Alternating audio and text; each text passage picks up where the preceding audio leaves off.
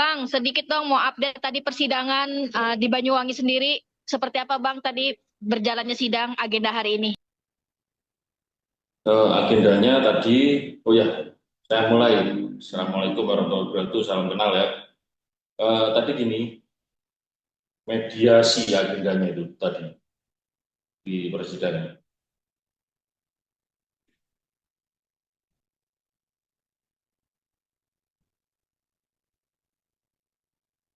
Oke Bang, untuk mediasi sendiri seperti apa Bang tadi jalannya sidang sendiri? Apakah dihadiri kedua belah pihak atau mediasi menemukan jalan buntu lagi Bang? Tadi gini, mediasi para kuasa hukum pihak menggugat datang dan tergugat juga diwakili oleh kuasa hukumnya, dalam hal ini saya dan teman-teman. Dan jalannya ya cukup lancar, namun ini mediasi tadi gagal, gagal, apa, gagal, ya gagal intinya. Ya Mas, berarti ini kan sidang putusannya ya hari ini hari terakhir ya. Ya tadi mediasi terakhir. Terus langkah selanjutnya apa nih ketika si tergugat tidak hadir? Kalau tergugat tidak hadir, tadi kan penggugat juga tidak hadir. Ya sudah, langsung ke materi pokok perkara, lanjut sidang. Oh berarti ini langsung masuk ke pokok perkara untuk lanjut sidang gitu ya. Kapan itu mulainya? Ya. Namun gini, ada beberapa hal yang perlu saya tekankan di mediasi ini sebetulnya. Dan sangat disayangkan. Kan kemarin kita sampai menghubungi saya itu kan ya, kan sulit mungkin ya. Mungkin teman-teman siapa menghubungi saya mungkin sulit. Memang dalam mediasi saya mengutamakan untuk apa ya, masa tenang gitu Mas.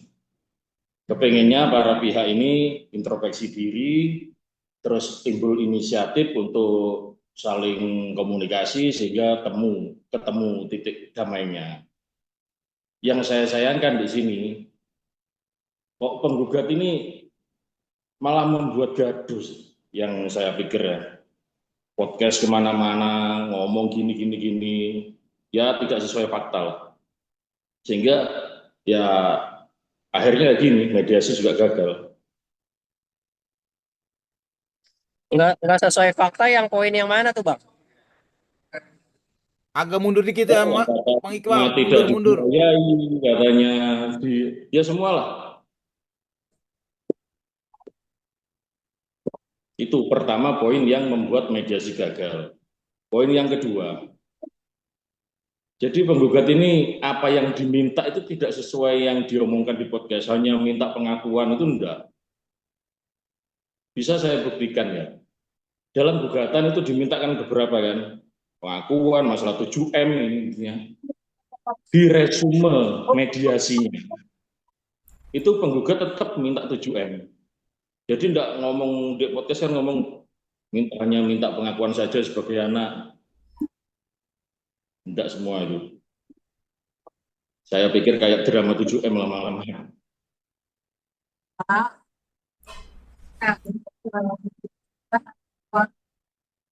Bang, kenapa Denanda nggak muncul untuk klarifikasi Bang?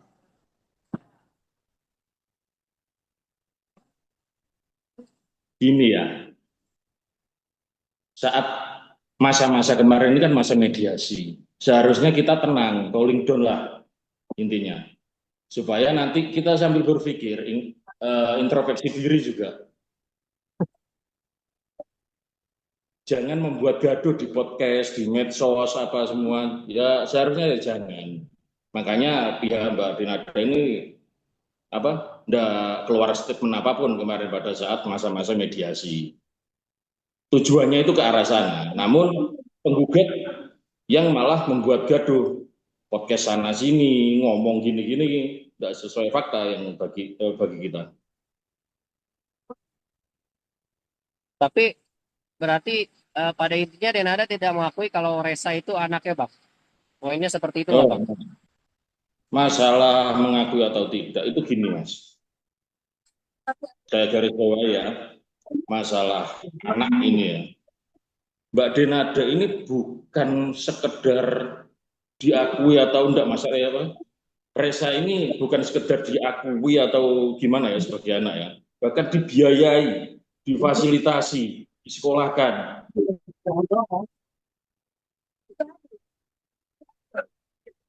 Namun kok tiba-tiba ada gugatan ini ya juga aneh.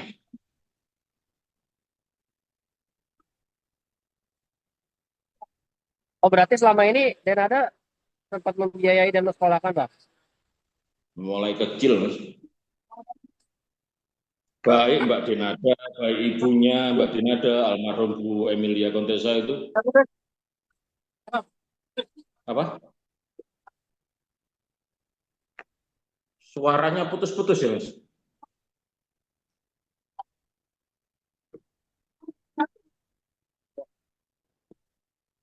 Bang, ini kan Mbak Denada sekarang kan dihujat netizen nih, Bang. Minta muncul ke media dan klarifikasi, Bang. Itu eh, mengganggu mental dan mungkin juga pekerjaannya dari Mbak Denada sendiri nggak sih, Bang? Sama sekali enggak. Itu tadi. Kenapa kita diem kemarin saat mediasi, masa-masa mediasi, karena itu tadi. Kita pengen introspeksi, kita pengen apa yang salah dalam diri Mbak Denada, mungkin ada inisiatif apa dari pihak penggugat, ini tidak ada sama sekali, malah melakukan fitnah sana sini, melalui podcast sana sini, ya akhirnya mediasi ya gagal. Tujuan utama mediasi tadi tidak tercapai jelas.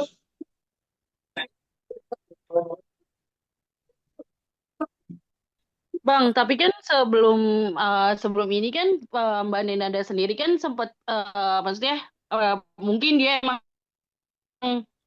diam biar semuanya ini berjalan dengan lancar. Nah, selama dia diam ini dia ada komunikasi nggak sih sama Reza sendiri? Itu satu. Yang kedua kan Mbak Ada.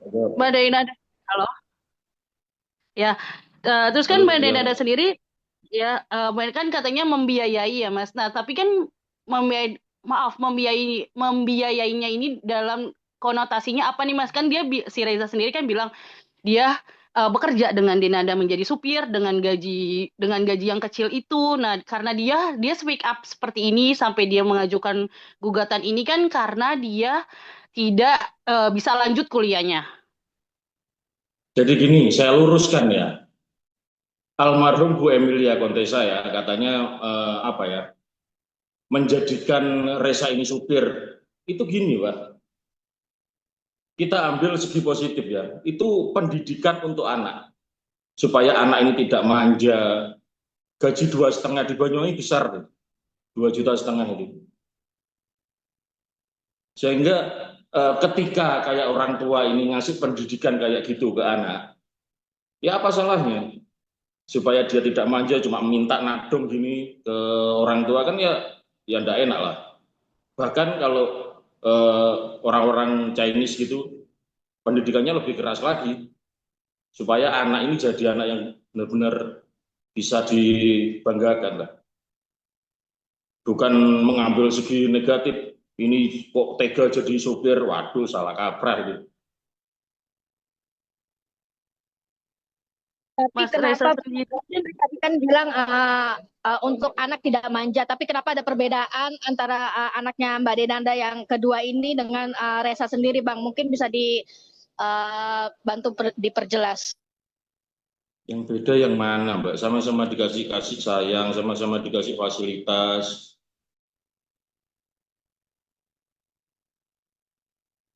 Yang beda yang mana?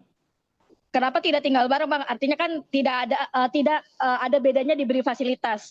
Kenapa Mbak Denada tidak langsung merawat langsung? Kenapa harus ke keluarga besar yang ada di Banyuwangi yang merawatnya, Bang? Mungkin bisa dibantu.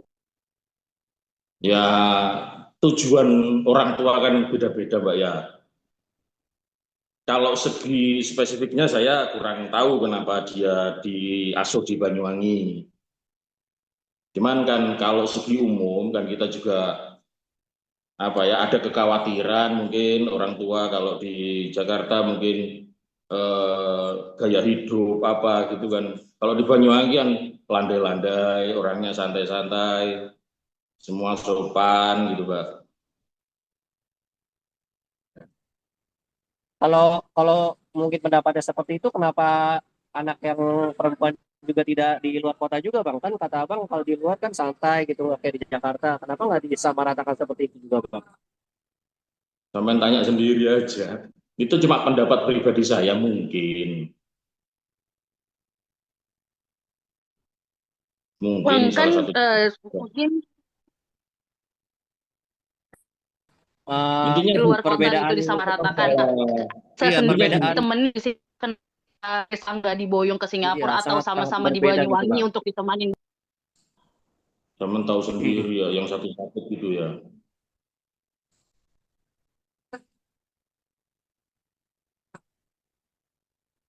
Gimana tuh bang?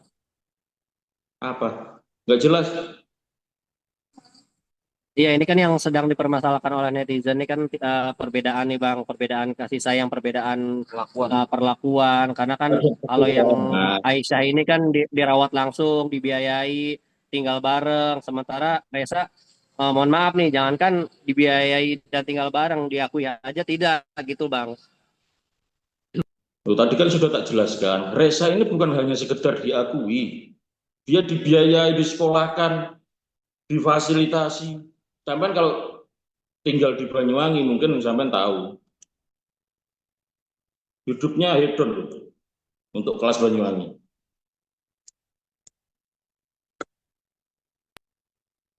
Maksudnya dibiayai dan disekolahkan, jadi Denada menitipkan uangnya kepada almarhum Emilia atau seperti apa Bang buat kehidupannya Reza ini Bang kemarin-kemarin Bang? Kalau itu teknis ya. Yang jelas Reza ini dibiayai, difasilitasi, semua ada. Kasih mobil.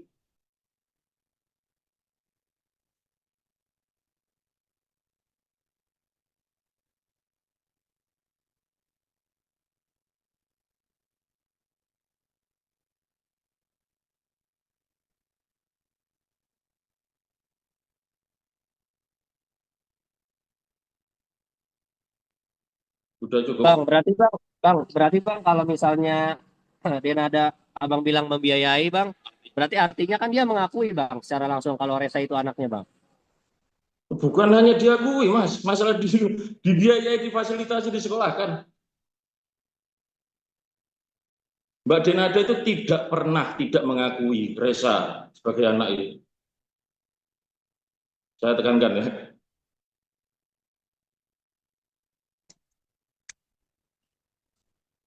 Makanya kemarin kaget kok di podcastnya siapa itu, Bapak Densu kalau nggak salah, hanya minta pengakuan. Wong di ininya loh, resume mediasi, tetap minta 7M.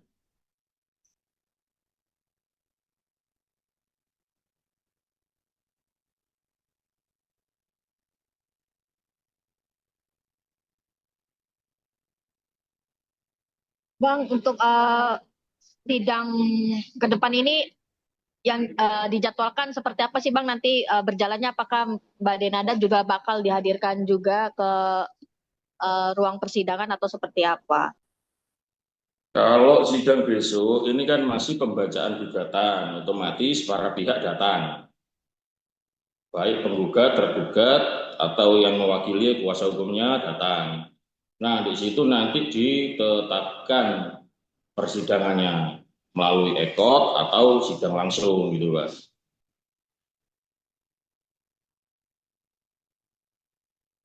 Berarti untuk persidangan minggu depan ini Mbak Denada hanya diwakilkan saja ya Bang? Belum tentu. Kalau mau datang ya datang. Karena gini, Mbak, mediasi itu enggak cukup ke agenda mediasi saja. Bahkan pada saat jalannya sidang ini bisa menempuh mediasi tadi, tidak ditutup kok kemungkinan untuk damai.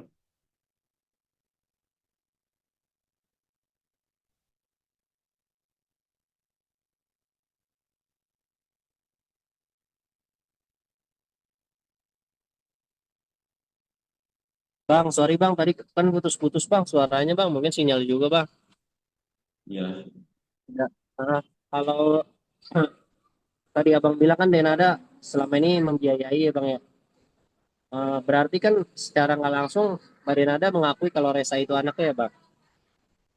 Bukan hanya sekedar mengakui, Mas. Dibiayai, disekolahkan, dikasih kasih sayang. Ya karena jaraknya jauh, mungkin tidak setiap hari kan, hanya gitu aja kok. Fasilitas juga dikasih. Iya berarti Tidak ada. intinya secara nggak langsung mengakui ya Bang? Iya kan tadi bilang bukan hanya sekedar mengakui. Oh iya. Oke. Mas Bang boleh bertanya nggak sih Bang? Kan Mbak Nedanda ini kan udah bilang kan tadi istilahnya dia membiayai berarti mengakui. Kenapa sih Bang tidak mau ingin bertemu Reza? Istilahnya bisa kan bisa secara kekeluargaan. Reza kan nggak minta apa-apa, cuman ingin peluk dan cium kakinya Ibu Denada sendiri. Nah coba tebakan, kenapa ada masalah ini? Viralnya Mbak Denada nangis di salah satu TV swasta itu seperti apa Bang? Mungkin ada komunikasi nggak pihak lawyer juga dengan Mbak Denada? Mungkin maksud dari tangisan di salah satu TV swasta tersebut, apakah teringat akan case-nya ini dengan Reza atau seperti apa Bang?